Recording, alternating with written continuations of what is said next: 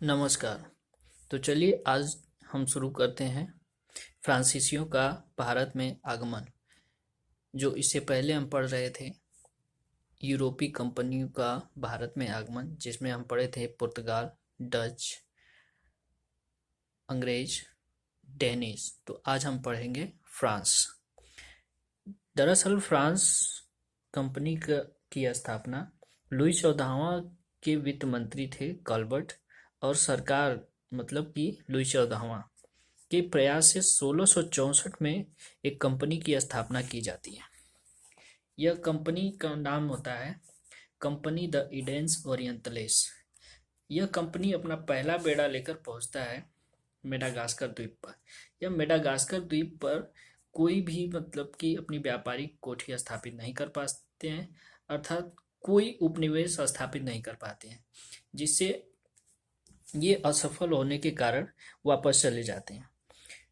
तो आगे चलकर 1673 में एक इसी कंपनी का निदेशक बनाया जाता है फ्रैंको मार्टिन को, और वेलांग द लेस्पिने को, जो दक्षिण भारत में आते हैं और शेर खान लोदी से इनकी मुलाकात होती है, जिन्हें एक जमीन मिलती है और जमीन प्राप्त कर एक फ्रांसीसी बस्ती की स्थापना करते हैं, जिसका नाम पड़ता है पांडिचेरी।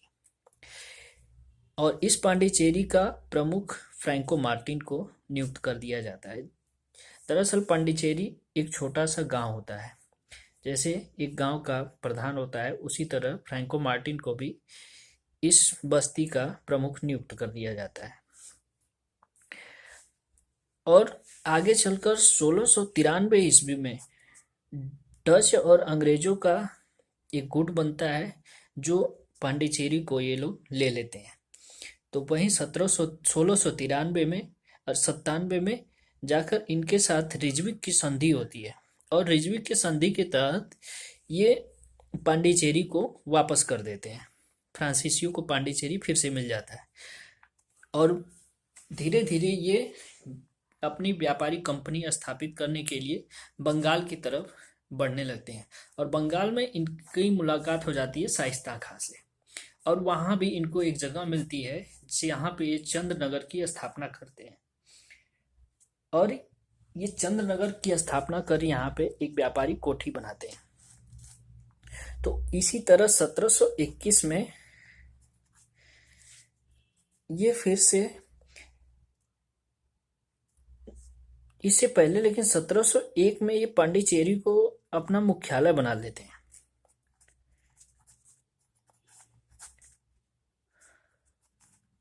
ये इनका मुख्यालय होता है, यहीं से सारा काम, सारा निर्देश लागू होता है, और यहीं से सरकारी फरमान जारी होते हैं, जहां से निर्णय लेने में भी इनको देरी होती थी। तो 1721 में जाकर मॉरिशस में,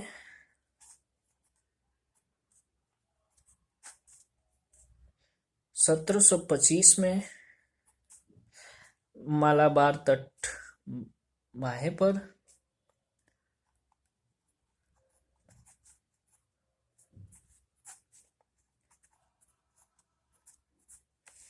तो वहीं आगे चलकर 1701, हाँ 1739 में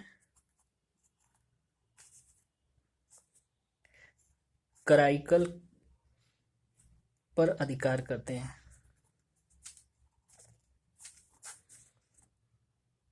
इन सभी पर अपनी व्यापारिक कंपनी स्थापित करते हैं।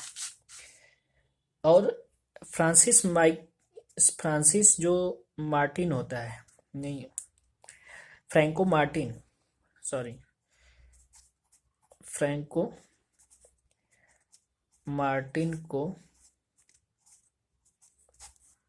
फ्रांसीसी मामलों का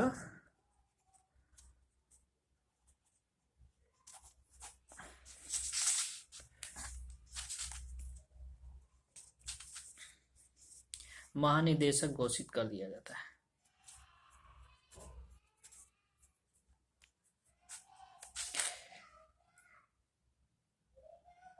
और यह महानिदेशक घोषित कर दिया जाता है।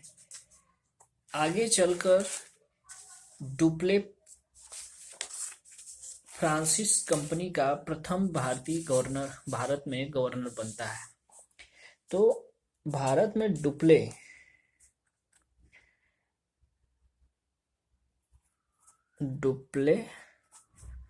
फर्स्ट गवर्नर होता है।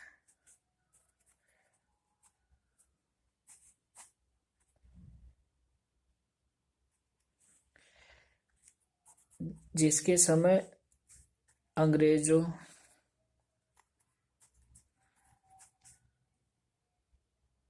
और फ्रांसीसियों के बीच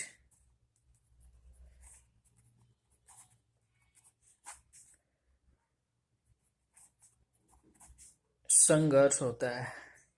ये संघर्ष 3 संघर्ष होते हैं, जिनका नाम पड़ता है 3 युद्ध होते हैं, जो कर्नाटक युद्ध के नाम से जाने जाते हैं।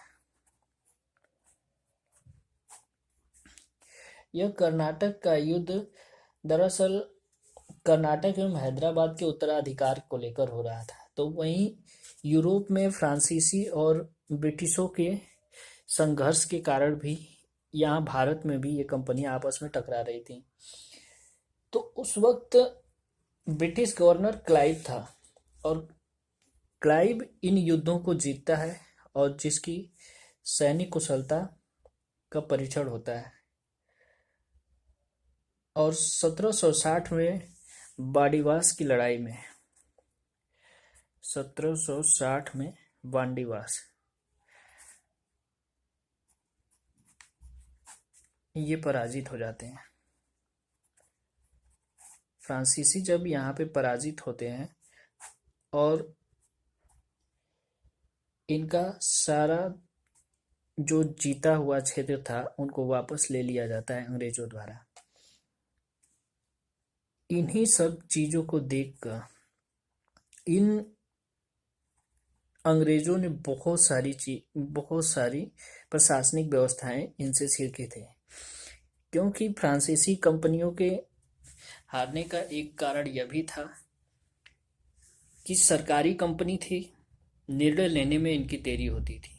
तो दूसरी तरफ जो फ्रांसीसी अधिकारी होते थे उनमें सहयोग और समन्वय की भावना नहीं थी,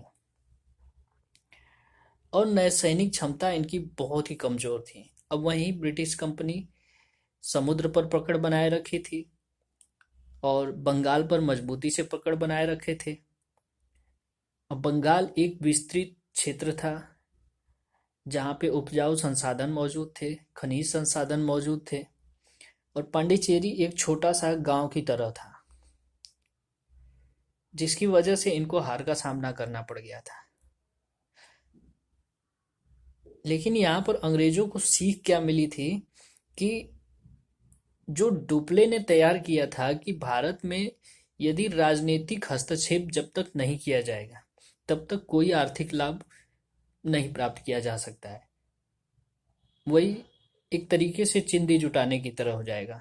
यदि राजनीतिक हस्तक्षेप कर सत्ता के जब तक दावेदार न बनेंगे तब तक आपका पूर्णतः आर्थिक लाभ प्राप्त नहीं होगा, क्योंकि जो भी कंपनियां आई थी उनको आर्थिक लाभ ही कमाना था। आर्थिक लाभ जब तक मिल रहा है तब तक यहाँ पे रहे, जब पूर्ण तरीके से एकदम शोषण कर लिए तो वापस चले गए। तो इस तरीके से ये फ्रांसीसी पराजित हो गए और बहुत जल्दी ही भारत छोड़ दिए। तो ये है हमारी आज की क्लास, और अगली क्लास में हम पढ़ेंगे ब्रिटिश साम्राज्यवादी विस्तार। इसमें हम जानेंगे कि ब्रिटिश कंपनी अपना साम्राज्यवाद का विस्तार कैसे कैसे करती है। तो आज के लिए बस इतना ही। धन्यवाद।